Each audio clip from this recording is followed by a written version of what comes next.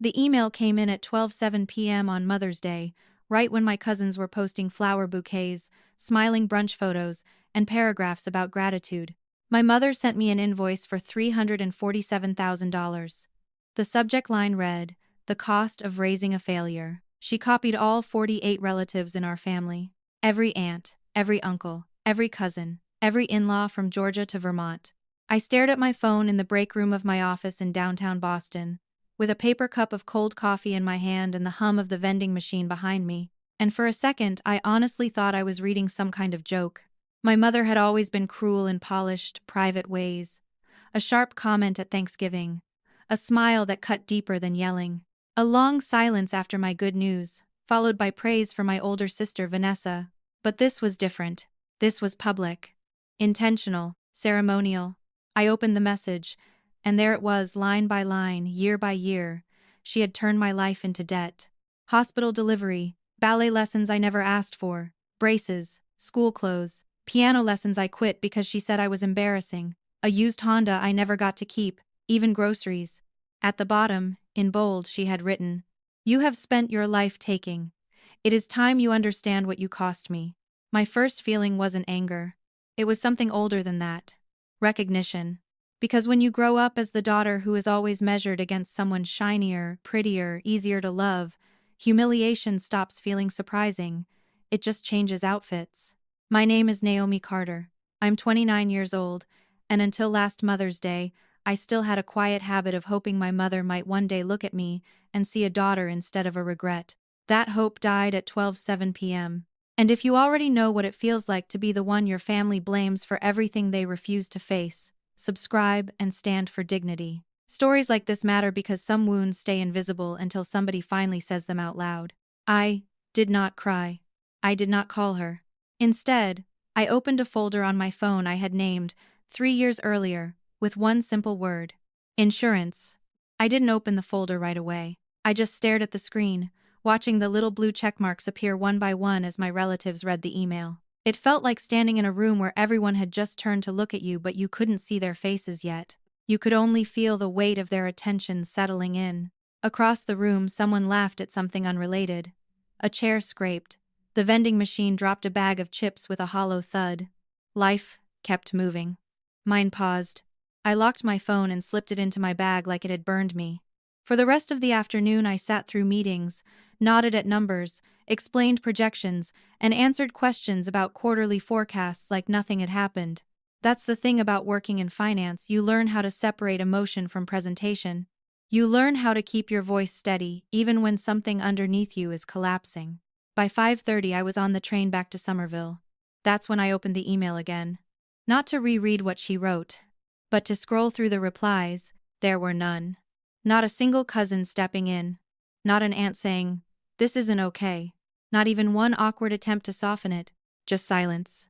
And if you've ever been in a family where silence speaks louder than cruelty, you know exactly what that feels like. It doesn't say, "We agree." It says, "We won't get involved."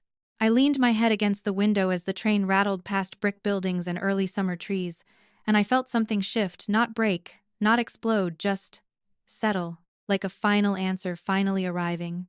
When I got home, my boyfriend, Ethan, was already there, standing in the kitchen, stirring something on the stove. He turned when he heard the door. "Hey," he said softly, "you okay?" I opened my mouth. Nothing came out. So instead, I handed him my phone. He read it in silence. I watched his face change, confusion, then disbelief, then something sharper. "This is Naomi," he said slowly. "This is not normal." I let out a quiet breath. "I know." He looked up at me. "What are you going to do?" That question hung between us, heavier than anything my mother had written. Because for most of my life the answer would have been simple. Apologize. Stay quiet. Wait for it to pass. But something about this felt different. Not louder. Just finished. I walked past him, set my bag down, and finally pulled my phone back out. My thumb hovered over the folder. Insurance. 3 years of documents. 3 years of questions I never asked out loud. 3 years of choosing peace over truth. Until now. I opened it, and for the first time, I didn't feel afraid of what I might find inside. I felt ready. The folder hadn't changed. Same 3 files. Same quiet weight sitting behind a single word. Insurance. A screenshot. A PDF. A spreadsheet. I tapped the first one, then stopped. Not yet. Because if I opened it, I already knew what that meant. It meant I wasn't going back. I set my phone down on the kitchen counter and leaned against it, staring at nothing while Ethan turned the stove off behind me. "You don't have to do anything tonight," he said gently. I nodded.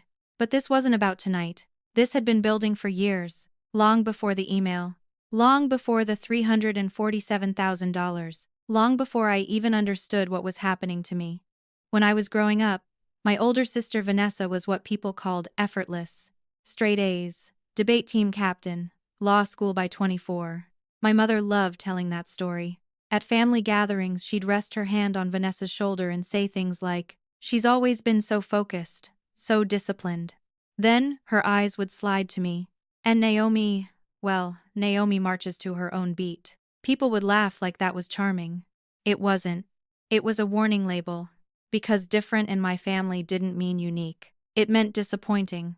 When Vanessa graduated college, my parents hosted a dinner at a private club in Cambridge. White tablecloths, champagne, 40 guests. When I graduated from Northeastern with a finance degree and honors, my mom texted me 3 days later. "Congrats, proud of you." No period, no exclamation point. Just, done.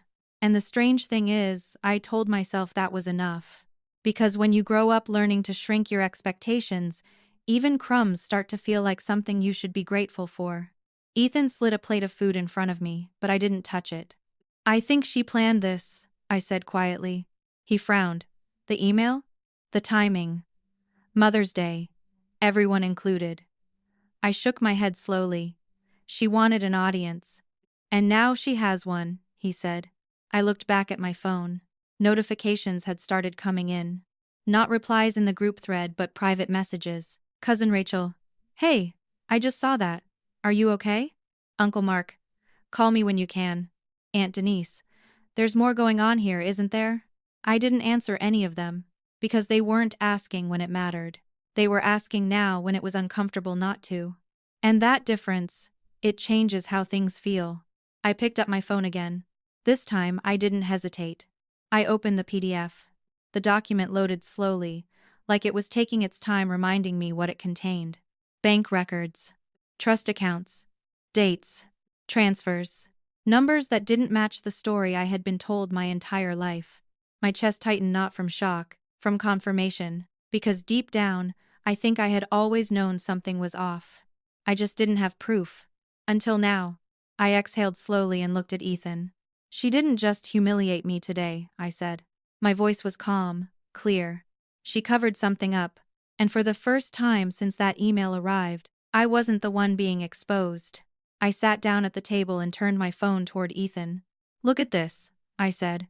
He pulled out the chair across from me, leaning in as the PDF filled the screen pages of transaction history, account statements, official bank headers, the kind of documents you don't question once you understand how to read them. I did. That was the problem. "This is a trust account?" he asked.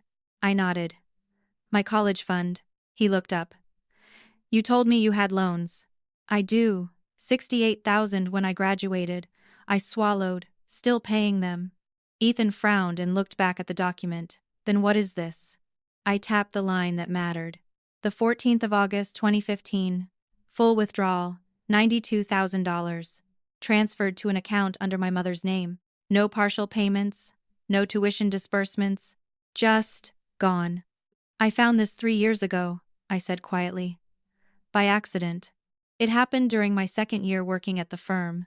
I was helping a client reconcile old accounts, messy records, missing entries, things that didn't line up.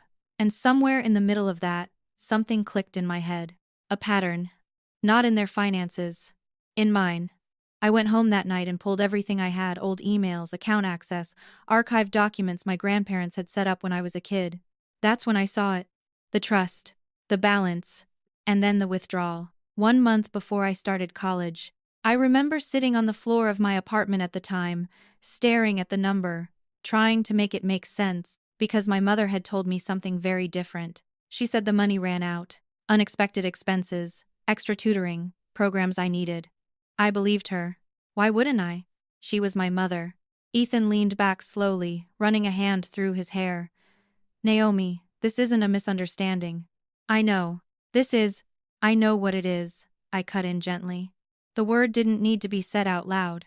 We both heard it anyway. The room went quiet. Not tense, just clear. Like something foggy had finally come into focus. I didn't confront her, I continued. Not then. I told myself there had to be a reason, something I didn't understand. Ethan gave me a look. And now? I thought about the email again. The bold letters. The word failure. The audience. The intention behind it. Now? I think she thought I'd never check. The realization didn't come with anger. It came with something steadier. Like placing the final piece in a puzzle you didn't want to finish but needed to. I reached for my phone again. There's more, I said. Ethan didn't speak this time. He just nodded. Because he could feel it too now. This wasn't one mistake. It was a pattern. And patterns don't stay hidden forever. I opened the second file. The spreadsheet. Rows and columns. Years. Numbers. And right there at the top, my name. Attached to something I had never agreed to. I exhaled slowly. If you've ever had that moment, I said quietly, almost to myself, when something finally clicks and you realize it was never you. I shook my head. You know how quiet it gets. Then I turned the screen toward him. Let me show you what she's really been doing. The spreadsheet looked ordinary at first. Clean rows, organized columns, dates, amounts, filing statuses. The kind of thing I worked with every day. But this one had my name on it. And none of it belonged to me. Ethan leaned closer, scanning the first few lines. What am I looking at? My tax history, I said.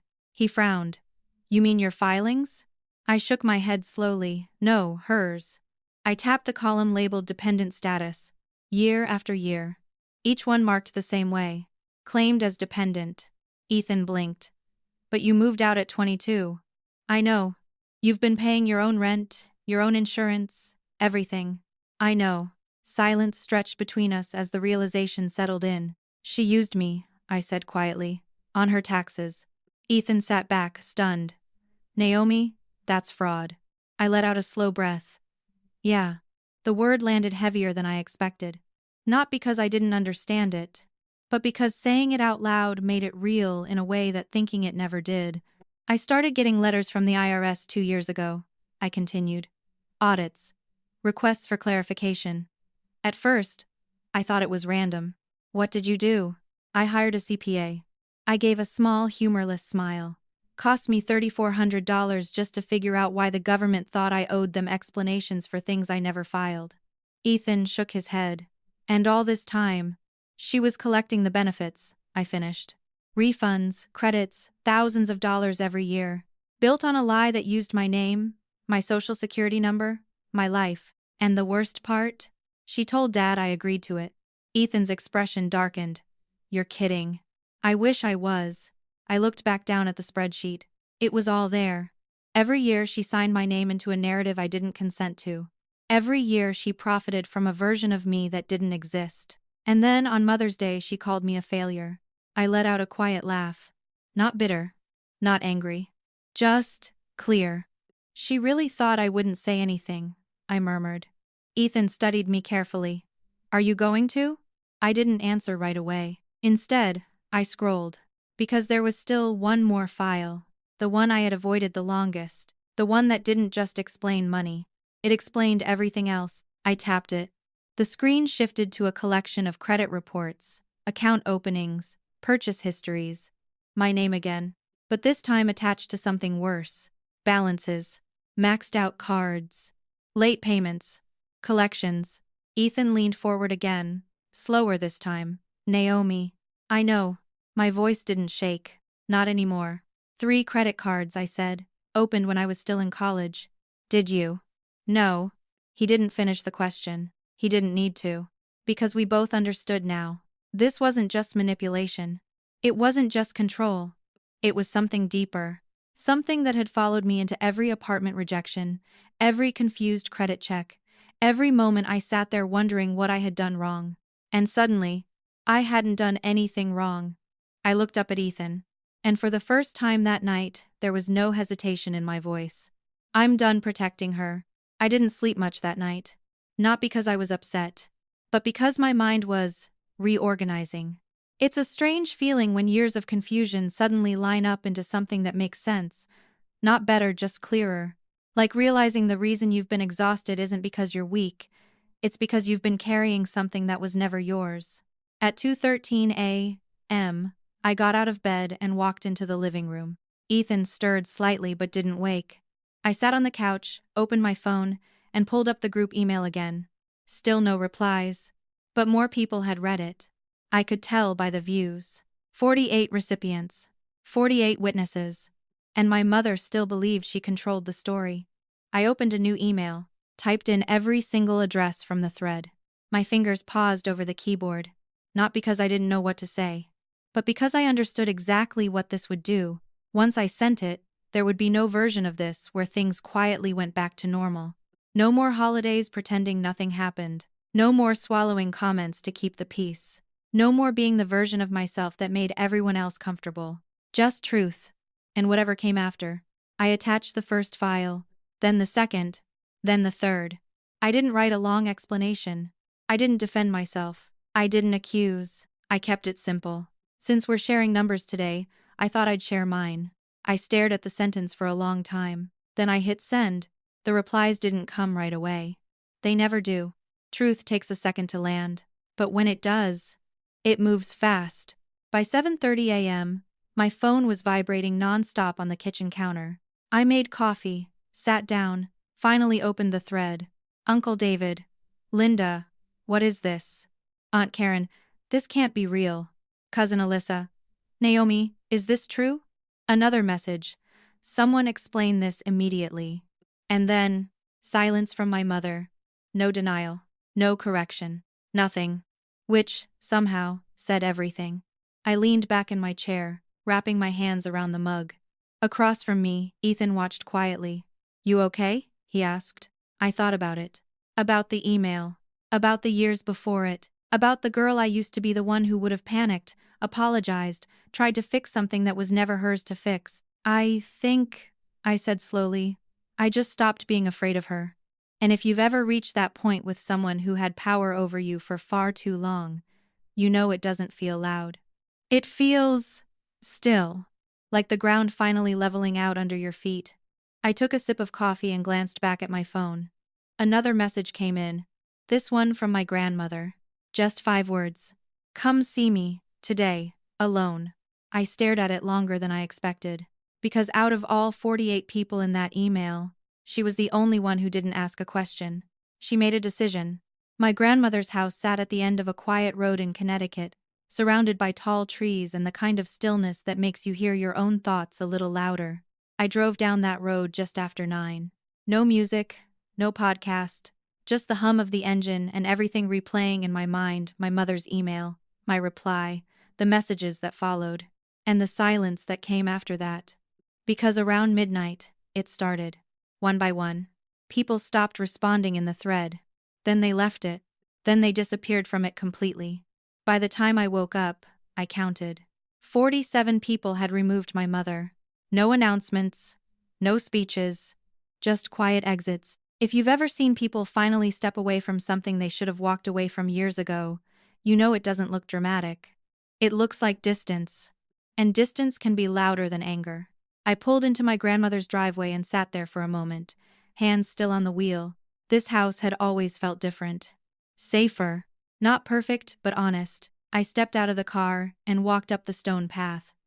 The front door was already open. Come in, her voice called from inside.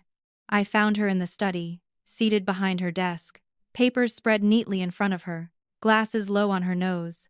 And she wasn't alone. A man in a gray suit stood beside her. I recognized him immediately. Mr. Henderson, the family attorney. Something in my chest tightened, not fear, just awareness. This wasn't just a conversation. Sit down, Naomi, my grandmother said. I did. She studied me for a moment, longer than usual. Not inspecting. Seeing. I read everything, she said. I nodded. Okay. A pause. Then, very calmly. I believe you. 3 words. That was it. And somehow, they landed heavier than anything anyone had said in the last 24 hours. Because when you've spent years being quietly doubted, belief doesn't feel loud. It feels like something unclenches inside you. I should have asked questions sooner, she continued. I saw things. I ignored them. That's on me. I shook my head. You didn't know. I knew enough to look deeper, she said. Not harsh, just honest. Then she reached for a document on the desk and slid it toward me. I didn't block your mother, she said. I glanced down at the paper, then back at her. Do you want to know why? I nodded slowly. Because blocking her would have been easy, she said. What I did instead is permanent. She tapped the document. My will has been updated. The words didn't fully register at first. But something about the way she said it made my chest go still. If respect matters to you, stay with this story, she added quietly, almost like she was speaking beyond just the room. Because what comes next isn't about revenge. She met my eyes again. It's about correcting what should have never been allowed in the first place. And for the first time since all of this started, I realized this wasn't just my story anymore. I looked down at the document again. Legal language, paragraphs, signatures, numbers. Always numbers. But these felt different from the ones my mother sent. Those were meant to shame me. These were meant to restore something. My estate was divided a certain way before, my grandmother said calmly. That's no longer the case. I swallowed. Grandma, you don't have to. She raised her hand gently. Not to silence me, just to pause me. This isn't a reward, she said, and it's not punishment. Her voice stayed steady, but there was something underneath it now, something firm. This is alignment. Mr. Henderson stepped forward slightly. For clarity, he said, professional but respectful, your grandmother has restructured her estate. Certain distributions have been adjusted. I didn't like the way that sounded. Adjusted. Like something had been corrected after being off balance for too long. My grandmother reached for the paper and turned it so I could see more clearly. Your mother was originally set to receive 35%, she said. I felt my breath slow. She will now receive 5. I blinked. 5? Enough that she can't contest it easily, Mr. Henderson added. The room went quiet. Not tense, just final. And you, my grandmother continued, looking directly at me now, have been increased from 10 to 30. I stared at her. Grandma, I didn't do this for… I know why you did it, she said softly. You did it because you were pushed into a corner and chose truth over silence. She leaned back slightly. And that matters. I didn't know what to say. Not because I didn't have words, but because none of them felt big enough.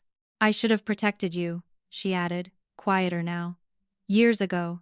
There it was. Not guilt. Accountability. And, somehow, that felt more healing than anything else. She opened a drawer and pulled out a cream-colored envelope.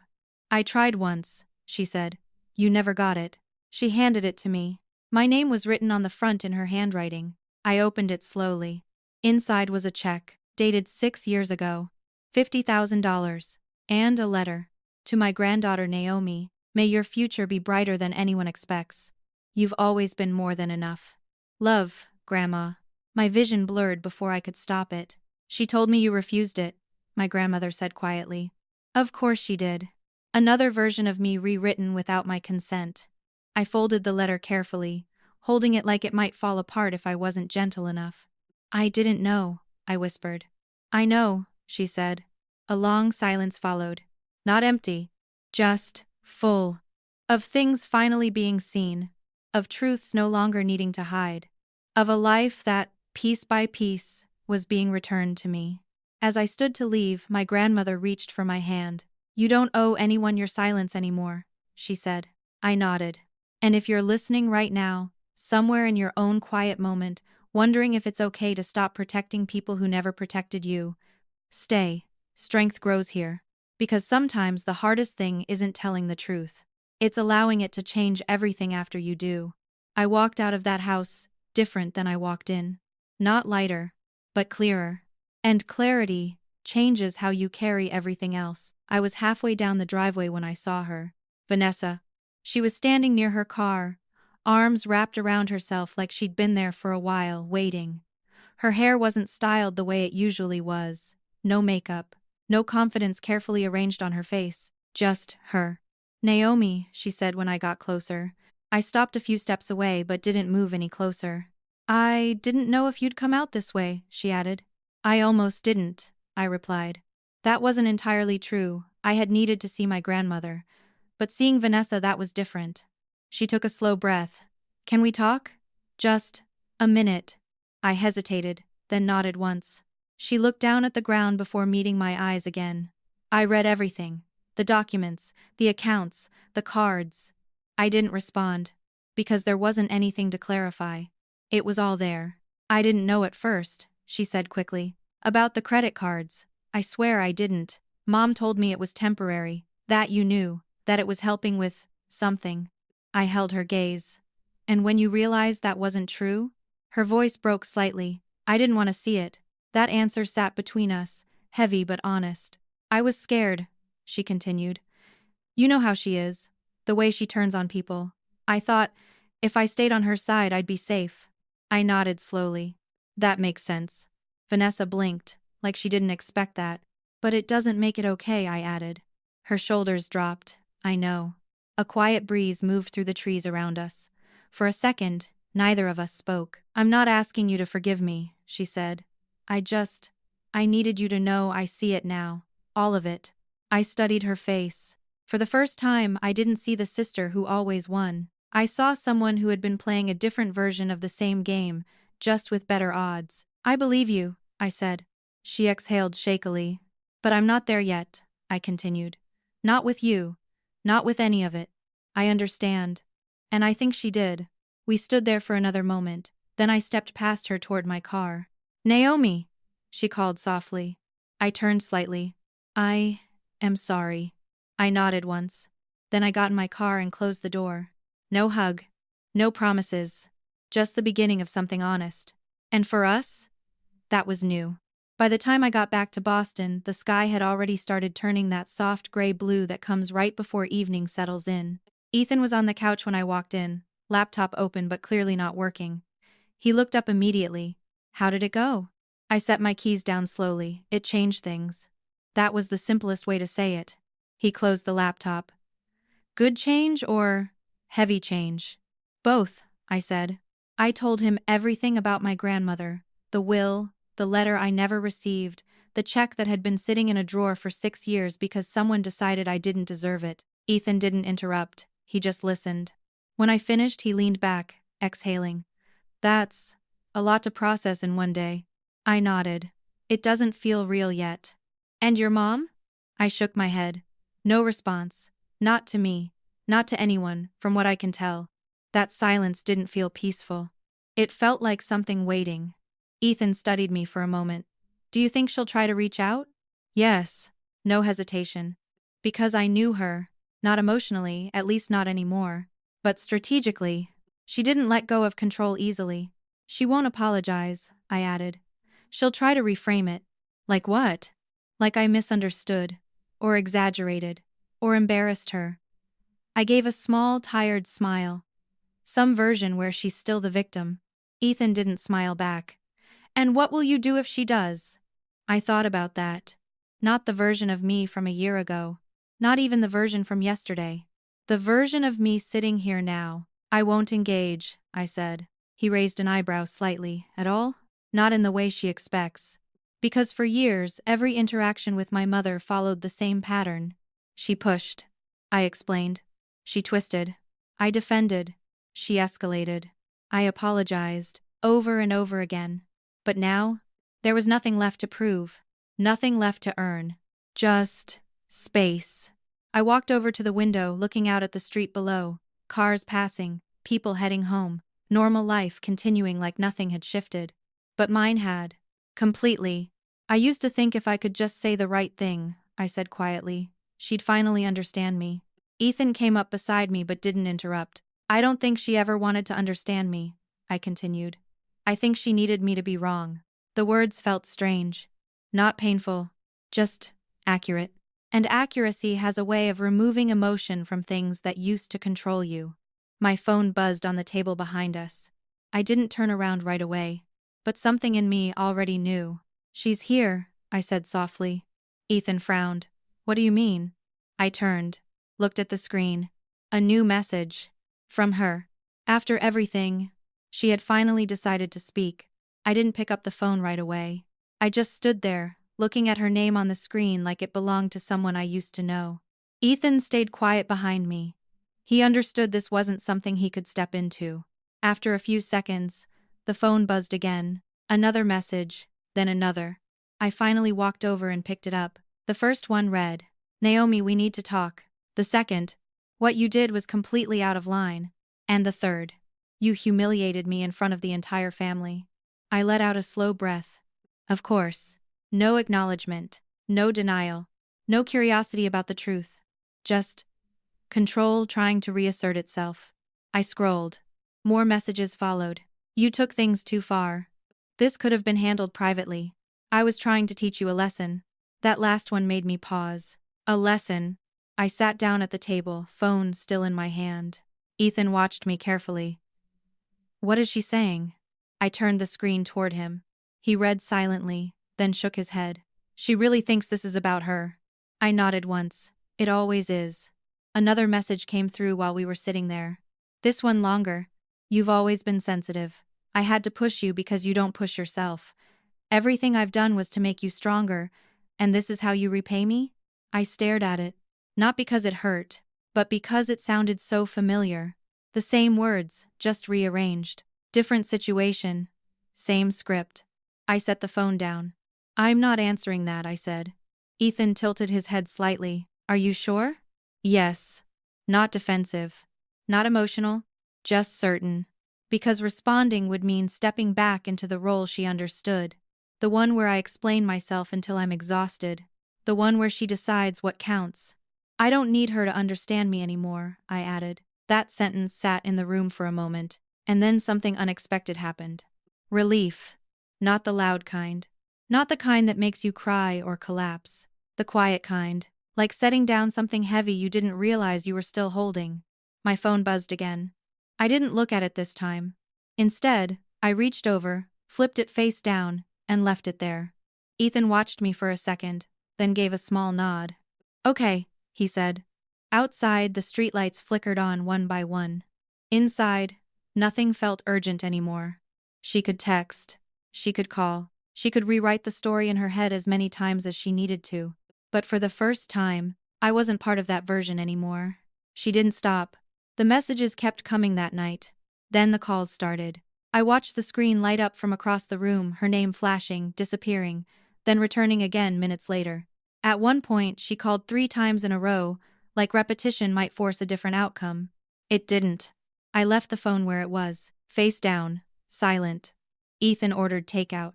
We ate at the small table by the window, talking about ordinary things: work, groceries, whether we should finally replace the broken lamp in the corner.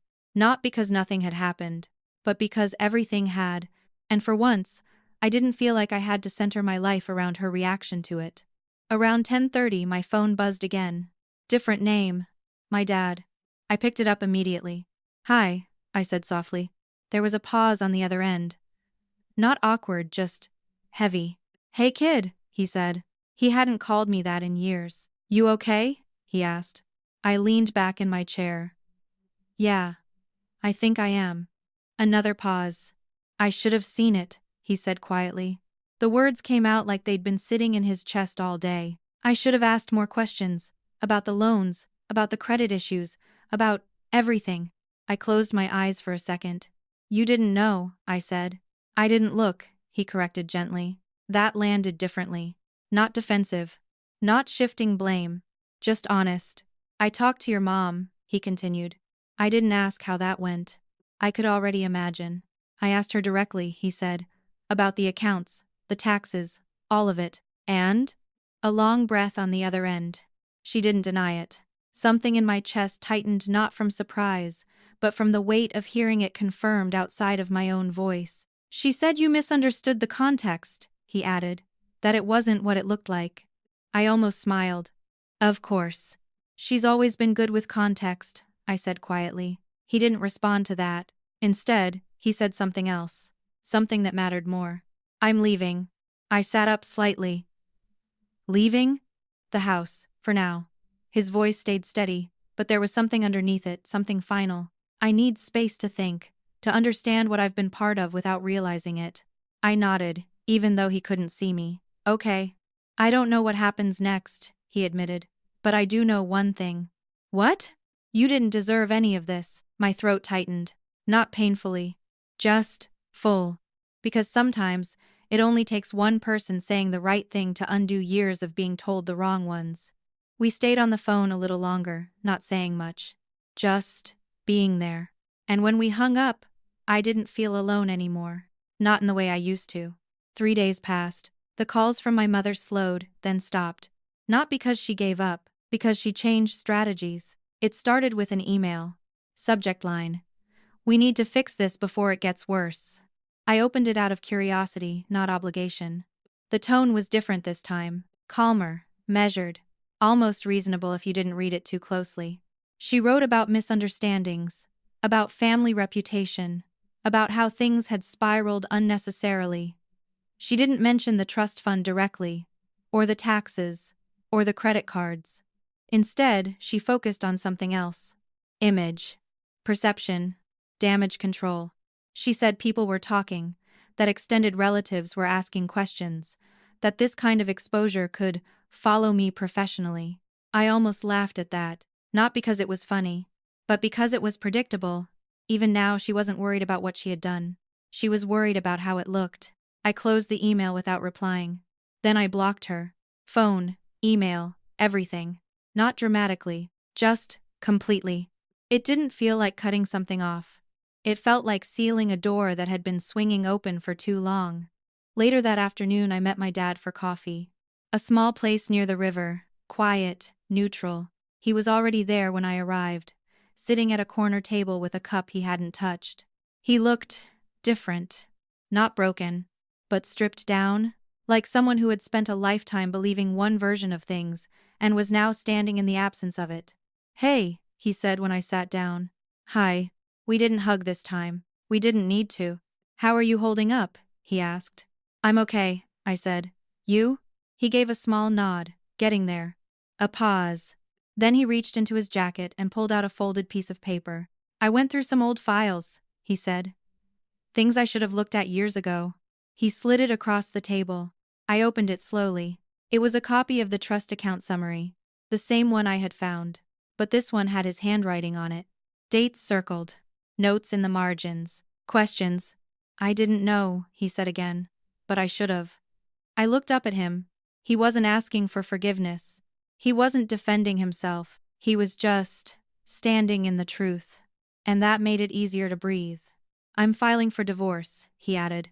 The words landed quietly, not dramatic. Just decided. I nodded once. "Okay." He studied my face, like he was checking for something, shock maybe, or hesitation. There wasn't any. Just understanding.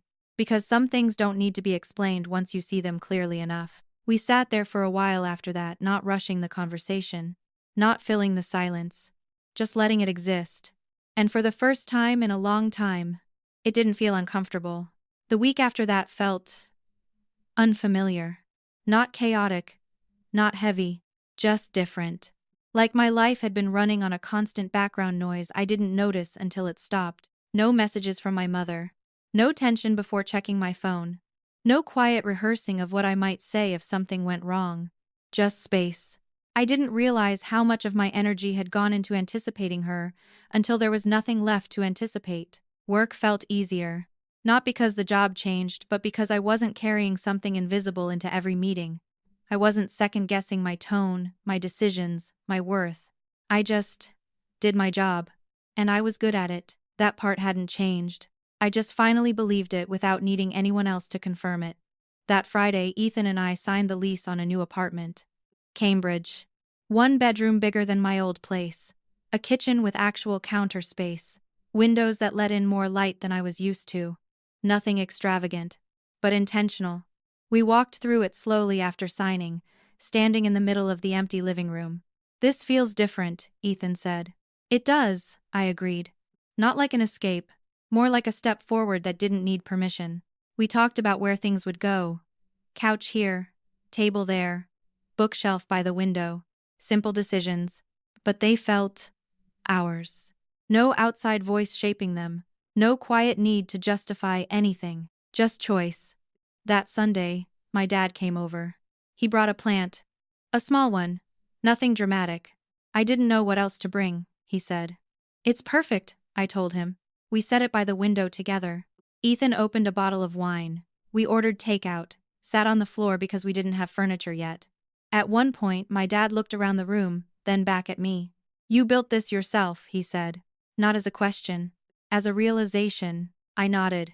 There was a pause. Then he added, I'm proud of you. The words were simple, but they didn't feel like an afterthought. They felt placed, intentional.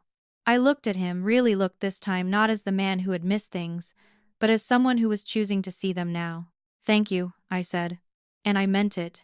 Later that night, after he left, I stood in the kitchen alone. The apartment was quiet, peaceful in a way I wasn't used to.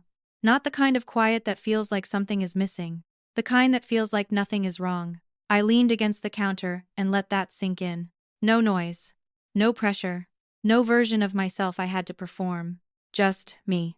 And for the first time in a long time, that felt like enough. 2 weeks later, a letter arrived. No return address. Just my name, printed neatly on the front. I almost didn't open it right away. Not because I was afraid, but because I had finally reached a place where nothing urgent was pulling at me anymore, and anything unexpected felt like it might disturb that. Still, I brought it inside, set it on the kitchen counter, and stared at it while the kettle warmed behind me. Ethan glanced over. You gonna open it? I think so. I slid my finger under the seal and pulled the paper out carefully. It was short, direct, no unnecessary words. Naomi, my name is Daniel Harper. I recently received results from a DNA test that indicate we are biologically related. I believe I may be your father. I stopped reading. Not because I didn't understand. Because I did. Every word. I read it again, slower this time. He explained that he and my mother had known each other briefly nearly 30 years ago, that he had moved away shortly after, that he never knew she was pregnant, that he wasn't asking for anything, just introducing himself. At the bottom, there was a phone number, nothing else. No pressure, no expectation, just a door. I set the letter down and leaned back against the counter. Ethan watched my face carefully. Okay, that doesn't look like a bill. I let out a quiet breath. No. I handed it to him. He read it silently, then looked up. Wow. Yeah. We stood there for a moment, neither of us rushing to fill the space. How do you feel? He asked. That was the question. And I didn't have a quick answer. I don't know yet, I admitted. Because it wasn't just about him. It was about everything that came before. About the version of my life I had just spent weeks reassembling into something that made sense. And now there was a new piece, not disruptive, but unknown. I already have a dad, I said quietly. Ethan nodded. You do. And he chose me every day, I added. Yeah. I looked back at the letter. Daniel Harper. A name that meant nothing. And something. At the same time. I'm not ready, I said finally. Ethan didn't argue. Then you don't have to be. That was the difference now. No one deciding the timing for me. No one pushing a narrative I didn't choose. Just space to decide. I folded the letter carefully and set it aside. Not thrown away. Not acted on. Just acknowledged. Some answers don't need to be immediate. Some doors don't need to be opened the moment you find them. And for once, that choice was mine. I waited 3 days before responding. Not because I was unsure of what to say, but because I wanted the choice to come from a steady place, not from curiosity, not from pressure, not from the shock of everything that had already happened. By the 3rd morning, I knew exactly what I needed to write. I opened my laptop, read the letter one more time, and started typing. Daniel, I received your letter. Thank you for reaching out the way you did, without pressure, without expectation. I paused. The cursor blinked patiently. No rush. I've spent the past few weeks processing a lot of things about my family, and I'm still finding my footing, so I'm not ready to talk yet. I read that line twice. It felt honest. Not defensive, not distant, just clear. but I do appreciate you letting me know you exist. If I decide I'm ready in the future, I'll reach out." I stopped there. No over-explaining, no apologies, just truth. I hit send before I could second-guess it. Then I closed the laptop. Done. That evening, I went for a walk alone. Cambridge felt different in early summer warmer air, longer light, people sitting outside cafes like time had slowed down just enough to notice things. I passed a bookstore, a small park, a couple arguing quietly on a bench. Normal life. Uncomplicated. Or at least, not mine to carry. I realized something as I walked. For most of my life, decisions didn't feel like choices. They felt like reactions. To avoid conflict. To keep peace. To stay acceptable. Even silence had been a strategy. But this? This was different. No one was waiting for my answer. No one was going to punish me for taking time. No one was shaping how this story had to go. I stopped at a crosswalk, watching the light change. And for the first time, I understood something clearly. I didn't need to rush into a new identity just because the old one had cracked. I could take my time. Build something that actually fit. When I got home, Ethan was in the kitchen, music playing softly. "How'd it go?" he asked. I replied. I said. He nodded. "Feel okay about it?" I thought for a second. Then I smiled, small, but real. "Yeah," I said. "I do." Because it wasn't about finding answers anymore. It was about choosing how I wanted to live with the ones I already had.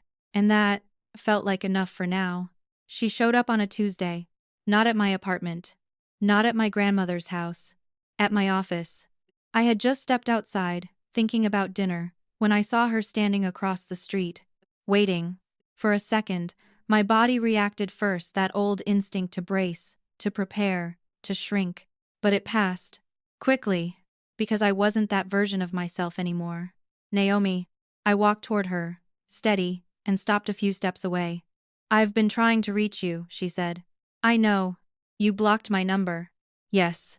A pause. I didn't know where else to go. "You shouldn't be here," I said calmly. Her expression tightened. "I'm your mother." The words didn't carry weight anymore. "You're the person who sent me a $347,000 bill and called me a failure in front of 48 people, I replied. "Let's be accurate." "That's not what that was," she said quickly. "You're twisting it." "I'm not." Frustration flickered across her face. "You always do this. You take things too far." I almost smiled. Same script. Different day. "I'm not doing this here," I said. "So you're just going to ignore me forever?" "I'm setting a boundary." "A boundary?" she repeated. "Against your own mother?" "Yes." No hesitation.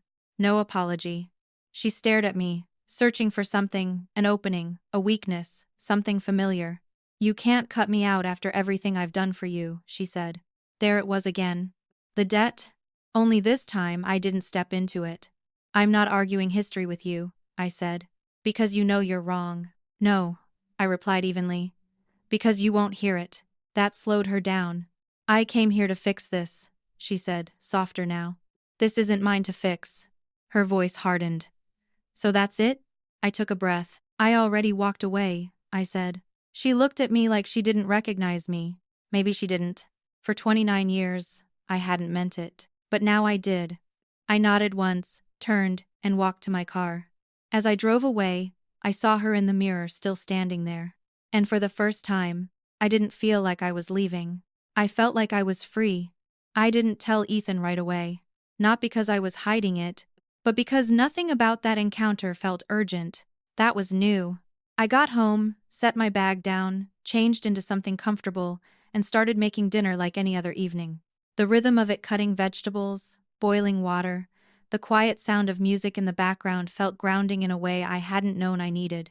Ethan walked in a few minutes later. "Hey," he said, leaning down to kiss my cheek. "How was your day?" I paused for half a second. "She came by my office," I said. He pulled back immediately. "What?" I nodded, still stirring the pan. "Yeah." Waited outside. "What did she say?" His voice sharpened, not angry but protective. "The same things," I said. "That I embarrassed her. That I misunderstood. That she wanted to fix it. And you?" I turned off the stove and faced him. I didn't engage. He searched my face. "Are you okay?" I thought about it. Not the situation. Myself. Yeah, I said. I am. And I meant it. Not because it didn't matter, but because it didn't control me anymore. Ethan let out a breath, some of the tension leaving his shoulders. Do you think she'll come back? No, I said after a moment. Not like that. He tilted his head. What do you mean? She needed that to work, I explained, showing up, catching me off guard, pulling me into a conversation I didn't choose. I shook my head slightly. It didn't work, and I think she knew it. We stood there in the kitchen for a moment, the quiet settling in around us again. Not heavy, just steady. Later that night, after dinner, I checked my phone. No missed calls. No new messages. Nothing. It wasn't relief. It was confirmation. Something had shifted not just for me, but for her too. For the first time, she had reached for control. And didn't get it back. I set my phone down and leaned against the couch, exhaling slowly. There was no victory in it. No satisfaction. Just a quiet understanding. Some doors don't need to be slammed. They just need to stay closed. A week passed. Then another. Life didn't snap back into place. It unfolded. Slowly. Naturally. Like something that had been waiting for space finally had room to grow. My credit score updated first. 742. I stared at the number on my screen longer than I expected. Not because it was impressive, but because it was accurate. For years that number had told a story about me that wasn't mine: missed payments, high balances, instability. Now it reflected something real. Consistency. Discipline. Control. Things I had always had, just never been credited for. I closed the app and set my phone down. It felt like reclaiming something invisible. At work, things shifted too. Subtly. My manager pulled me aside after a meeting. "You've been solid lately," he said, clear, focused. I almost laughed. I hadn't changed. I had just stopped carrying something that made everything heavier. "Thanks," I said. And this time, I didn't question whether I deserved it. Sunday dinners became routine. My dad came over every week, sometimes quiet, sometimes talkative, but always present. That was new. One evening, as we were clearing plates, he paused. "I've been thinking about something," he said. I looked up. "Okay." "I let too many things go unquestioned," he admitted. "Not just the big ones, the small ones too." I didn't interrupt. "I thought keeping the peace was the same as doing the right thing," he continued. "It's not. No defensiveness. No excuses. Just clarity." I nodded slowly. "It's not." He gave a small, thoughtful nod, like he was still working through it. We didn't need to go deeper than that. Not yet. Later that night, after he left, I sat by the window with Ethan. The city was quiet. Lights steady. No urgency. No noise inside my head trying to keep up with someone else's expectations. "You feel it?" Ethan asked. "What?" "This," he said, gesturing lightly around us. "The calm." I leaned back against the couch. "Yeah," I said. It wasn't perfect. It wasn't resolved. But it was real. And for the first time, that was enough. 2 months after Mother's Day, the story stopped being about what happened. It became about what stayed. Not the email. Not the $347,000. Not even the silence that followed. What stayed was the shift. I still had the screenshot of her message saved on my phone. Not because I needed to revisit it, but because it reminded me of something important. Not what she said. What I finally did. I stopped participating. And everything changed after that. My life now is quieter. Not empty. Just intentional. Mornings feel slower. Even when I'm rushing, there's no underlying tension waiting for something to go wrong. I don't check my phone with that familiar hesitation anymore, wondering what version of her I'll get that day. There is no version anymore. Just absence. And surprisingly, that absence isn't painful. It's spacious. Ethan and I have settled into the new apartment. The plant my dad brought is still alive barely, but it's trying. We joke about that sometimes, how growth doesn't always look impressive at first. But it's still growth.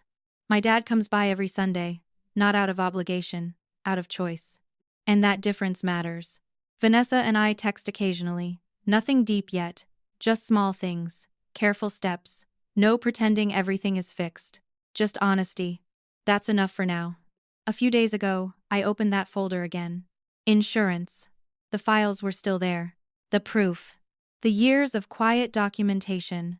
I looked at them for a moment. Then I closed it. Not because it didn't matter anymore, but because it didn't control anything anymore. That chapter had already done what it needed to do. It told the truth. And I listened.